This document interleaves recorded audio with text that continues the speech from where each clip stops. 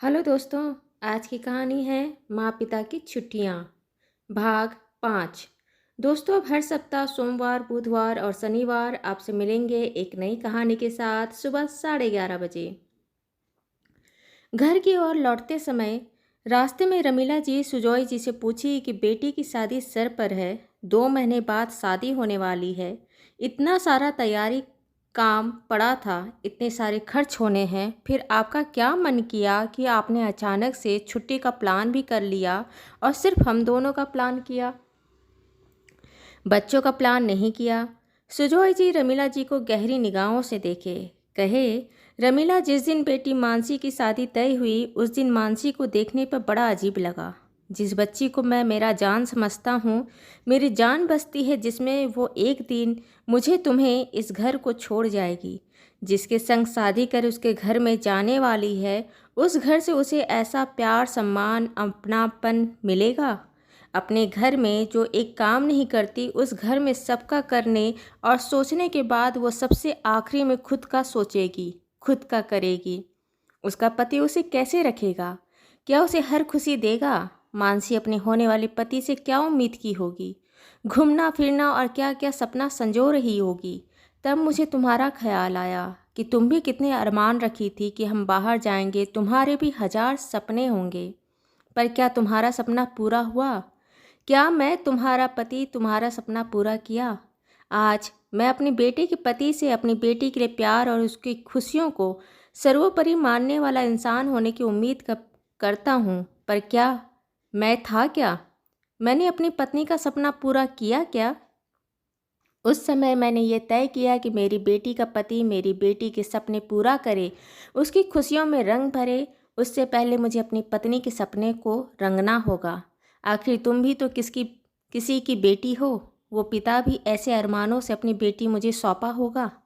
रमीला जी हल्की मुस्कुराहट के साथ अपने पति सुजॉय जी के हाथ को थामे उनके कंधे पर सर टिका आंख बंद कर ली।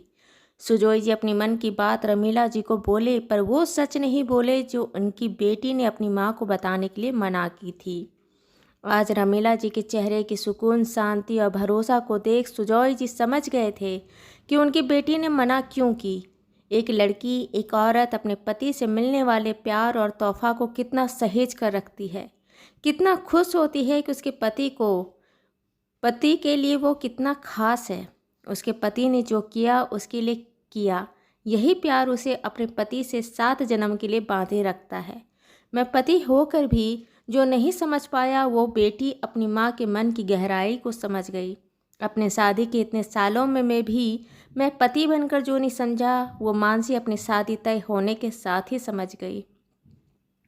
घर लौटने के बाद रमीला जी और सुजॉय जी शादी के तैयारियों में व्यस्त हो गए। 2 महीने बाद मानसी की शादी हो गई। शादी के 3 दिन बाद मानसी अपने पति के साथ हनीमून बाहर घूमने गई। 10 दिन के बाद मानसी और उसके पति दोनों घूम कर आए। अगले दिन मानसी पग फेरे के लिए अपने मायके 4 दिन के लिए आई। पहला 2 दिन तो सबसे मिलने मिलाने में निकल गए। तीसरे दिन जब मानसी रमीला जी के साथ फुर्सत में बैठी तो अपना और अपने पति के साथ बाहर गए बातों के बारे में बताने लगी। कहाँ गए, कैसा होटल था, बाहर कहाँ कहाँ घूमे, क्या खरीदी, कितना मज़ा आया। फिर अचानक से पूछी, माँ, आप लोग आपकी शादी के बाद आप और पापा कहाँ घूमने गए थे? रमीला जी अचानक से ऐसे सवाल सुन अवाक हो गई। फिर संभलते हुए कही, हम हमेशा घूमने जाने की सोचते रहे लेकिन कभी जा नहीं पाए। फिर तुम्हारी शादी के 2 महीने पहले तुम्हारे पापा और मैं साथ बाहर घूमने गए। धीरे धीरे वो बातों को बताने लगी। धीरे धीरे थोड़ी मानसी से झिझक कम हो गई थी। आखिर आज उनकी बेटी शादीशुदा थी। थोड़ी बहुत बातें वो बेटी के साथ शेयर कर सकती थी। वो बताने लगी कि वो कॉटेज में रुके थे, चाय के बागान में घूमे, बांस के झुरमुट के बीच छुपा छुपी खेले, नदी किनारे बैठ बातें की, एक दूसरे पर पानी के छींटे उड़ाए। रमीला जी की खुशी से सारी चीज़ें बता रही थी। मानसी अपनी माँ के चेहरे की खुशी को देख रही थी। ये खुशी थी रमीला जी की वो हसरत पूरा होने का जो उन्होंने कभी चाही थी। मानसी मन ही मन अपने पिता को धन्यवाद दे रही थी कि उन्होंने माँ को कुछ नहीं बताया।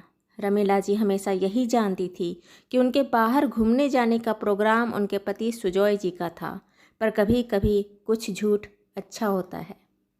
दोस्तों, ये कहानी आपको अच्छी लगी हो तो इसे लाइक करें, शेयर करें, सब्सक्राइब करें और मिलते हैं एक नई कहानी के साथ एक छोटे से ब्रेक के बाद। धन्यवाद।